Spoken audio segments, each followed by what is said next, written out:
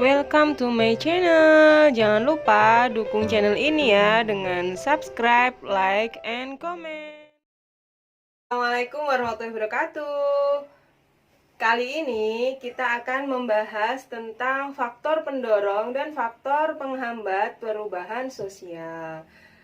Oke, kita bahas faktor pendorong perubahan sosial yang pertama. Ada difusi atau kontak dengan budaya lain. Kemarin kalian sudah membahas mengenai proses terjadinya perubahan sosial. Kita ingat-ingat dulu, difusi ini adalah persebaran kebudayaan. Bisa dilakukan dengan dua cara, penetration pacifik dan penetration violence, atau dengan cara damai maupun dengan cara kekerasan. Nah, difusi di sini memiliki 5 proses. Yang pertama adalah ketika kalian berdifusi, berarti kalian harus melakukan kontak dengan budaya lain. Yang kedua, apakah penemuan mampu mendemonstrasikan fungsi dari penemuan baru tersebut. Kemudian yang ketiga,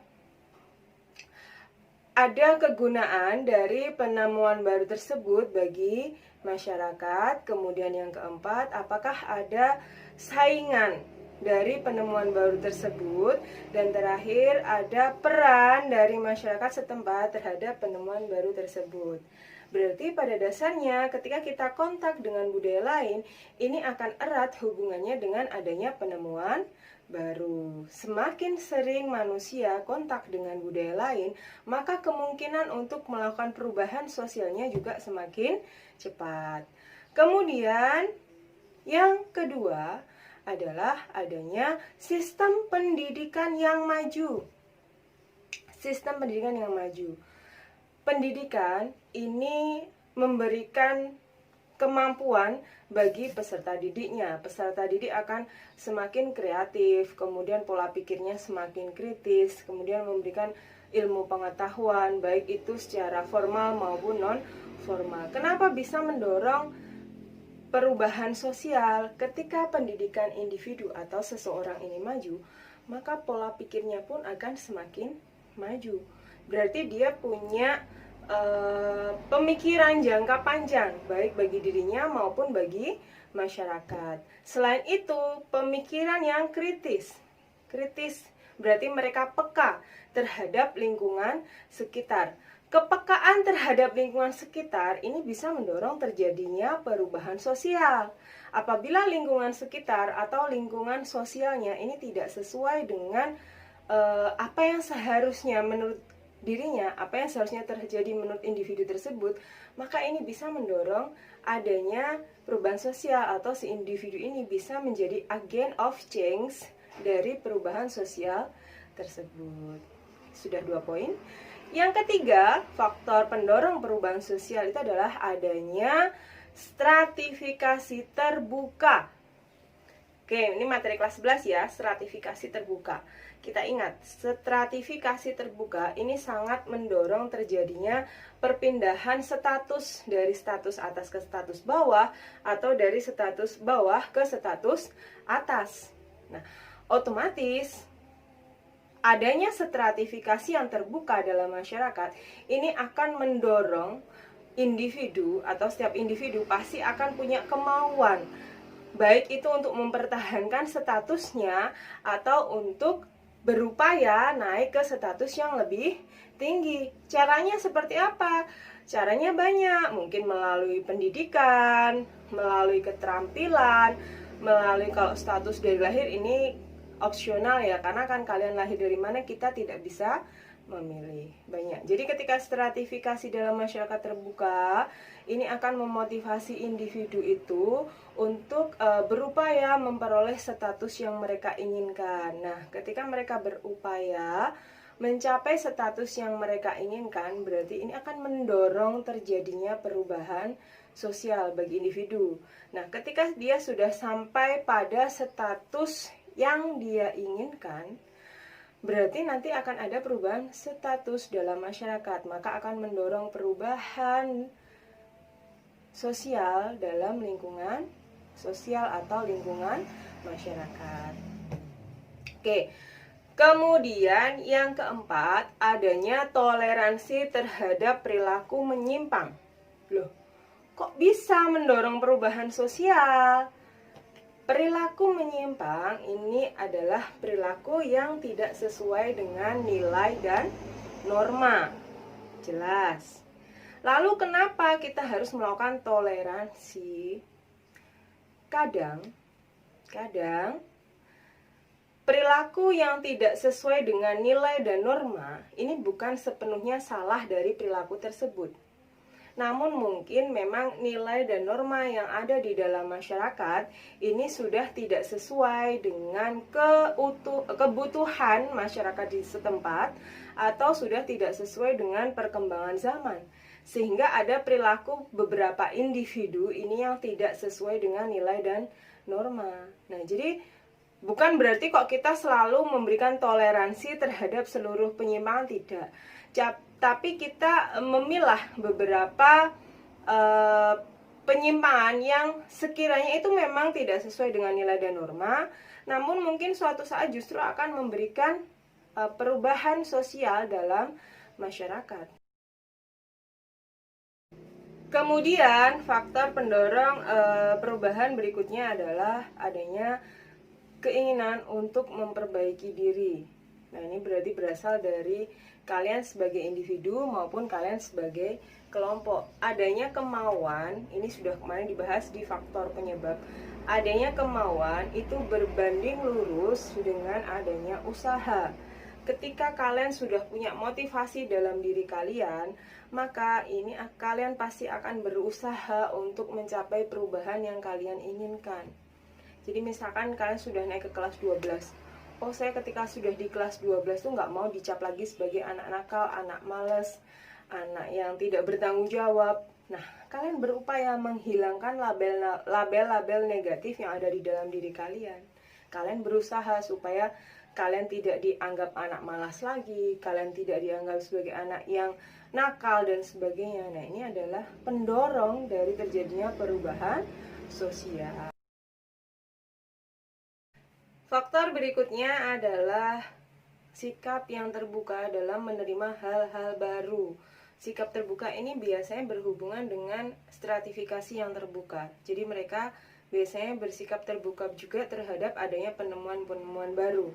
Nah, kenapa bisa mendorong terjadinya perubahan sosial? Karena ketika kalian bersikap terbuka terhadap penemuan yang ada di sekitar kalian, maka ini akan mendorong keingintahuan kalian, kemudian mendorong daya kepo kalian, sehingga kalian akan bertanya-tanya, loh, penemuan baru ini apa fungsinya buat masyarakat saya, atau penemuan baru ini berdampak positif atau negatif tidak, seperti itu, sehingga ini akan mendorong adanya perubahan sosial. Kemudian ketika kalian bersikap terbuka tadi, faktor berikutnya adalah kalian cenderung orientasinya ke masa depan.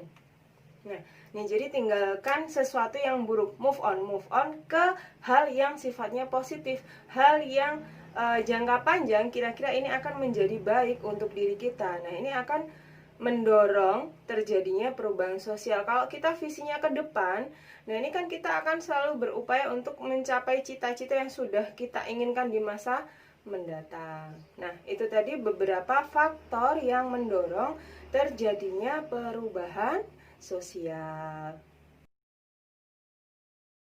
Setelah tadi kita membahas faktor pendorong perubahan sosial, kali ini kita akan membahas tentang faktor penghambat perubahan sosial. Yang pertama adalah kurangnya interaksi dengan masyarakat lain.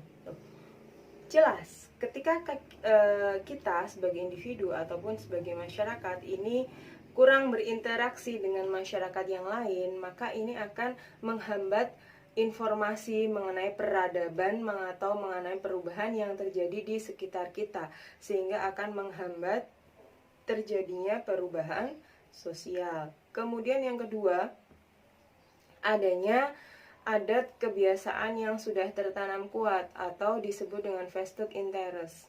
Jadi ketika dalam sebuah masyarakat, ini biasanya ada beberapa kelompok yang mereka berupaya untuk mempertahankan adat atau kebiasaan yang sudah ada di dalam masyarakat tersebut. Misalkan dalam sebuah masyarakat ini mereka cara memperoleh kekuasaannya adalah secara turun-temurun, dan itu sangat dipercayai. Nah, mereka biasanya cenderung ketika sudah mendapatkan posisi yang di atas keluarganya, pasti sangat akan menolak terjadinya perubahan jika didasarkan pada pengetahuan atau keterampilan.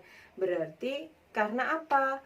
Karena kelompok tersebut mendapatkan statusnya kan berdasarkan keturunan, tinggal diwariskan aja udah dapat status yang tinggi. Berbeda ketika kalian memperoleh statusnya melalui pengetahuan atau keterampilan. Berarti kan kalian harus berupaya untuk memperoleh status, keahlian, ataupun pengetahuan tersebut supaya status kalian berada di atas. Nah, vested interest itu berarti ya kelompok-kelompok yang ingin mempertahankan supaya cara memperoleh kekuasaan itu tetap dilakukan secara turun-temurun, misalkan seperti itu. Ini yang kedua. Kemudian yang ketiga adalah masyarakat yang bersikap tertutup terhadap perubahan. Ini hampir sama dengan ketika kalian kurang berinteraksi dalam masyarakat, sehingga kita tidak bisa melihat mana apa yang sebenarnya terjadi di sekitar kita. Kita hanya saklek pada apa yang sudah ada di dalam masyarakat kita dan menganggap apa yang sudah ada ini sekarang sudah sesuai dengan kebutuhan masyarakat itu sendiri. Faktor selanjutnya adalah terlambatnya ilmu pengetahuan. Terlambatnya ilmu pengetahuan ini bisa dipengaruhi oleh beberapa faktor, misalkan terisolasinya suatu tempat, adanya perbudakan, adanya penjajahan. Nah, ini otomatis akan mempengaruhi adanya keterlambatan dari ilmu pendidikan, ilmu pengetahuan tersebut. Nah, sedangkan dalam faktor pendorong tadi, ilmu pengetahuan ini sangat berperan penting dalam kemajuan pola pikir, kreativitas, kritisnya masyarakat itu. Sehingga ketika ilmu pengetahuan terhambat, daya pikirnya lambat, kemudian mereka juga akhirnya bersikap tertutup terhadap perubahan yang ada di sekitar. Nah, ini maka akan menghambat terjadinya perubahan sosial. Selanjutnya, faktor berikutnya adalah hambatan-hambatan yang bersifat ideologis. Hambatan-hambatan yang bersifat ideologis maksudnya di sini adalah yang berupa kepercayaan. Jadi ya kita hidup di desa misalkan. Nah, ketika kita hidup di desa ini banyak kepercayaan-kepercayaan yang sudah tertanam dalam masyarakat itu, sudah diwariskan secara turun-temurun, sehingga adanya perubahan ini ditakutkan nanti akan merubah adanya kepercayaan tersebut, apalagi kalau kepercayaannya berkaitan dengan ideologi, religi masyarakat atau kepercayaan masyarakat, ini biasanya akan sangat sulit untuk diubah. Faktor selanjutnya adalah adanya prasangka terhadap budaya-budaya asing. Nah, jadi kita boleh bersikap selektif terhadap perubahan yang dibawa dari masyarakat asing atau perubahan yang penemuan-penemuan baru, kita boleh bersikap selektif. Namun ketika kita sangat bersikap selektif sehingga kita akhirnya membatasi terhadap adanya perubahan sosial itu sendiri, ini yang ditakutkan, ini yang akan menjadi penghambat adanya perubahan sosial. Logikanya ketika kalian ini kalau ada perubahan tuh semacam menutup diri atau sangat pilih-pilih sekali. Kalian bisa berubah, tapi pasti nanti akan jangka waktunya ini akan lebih lambat dibandingkan ketika kalian bersikap terbuka terhadap adanya perubahan sosial. Oke. Saya kira untuk materi faktor pendorong dan penghambat perubahan sosial cukup sekian. Namun jangan lupa ada banyak versi faktor pendorong penghambat. Kalian bisa membaca materi dari manapun, boleh dari buku, boleh dari Google, atau boleh dari jurnal-jurnal ini. Silahkan kalian kembangkan sendiri. Semoga apa yang saya sampaikan bisa kalian terima. Terima kasih, tetap semangat dimanapun kalian berada. Semoga pembelajaran kita walaupun jarak jauh ini tetap bermanfaat, tetap bisa diterima oleh semua pihak. Wassalamualaikum warahmatullahi wabarakatuh.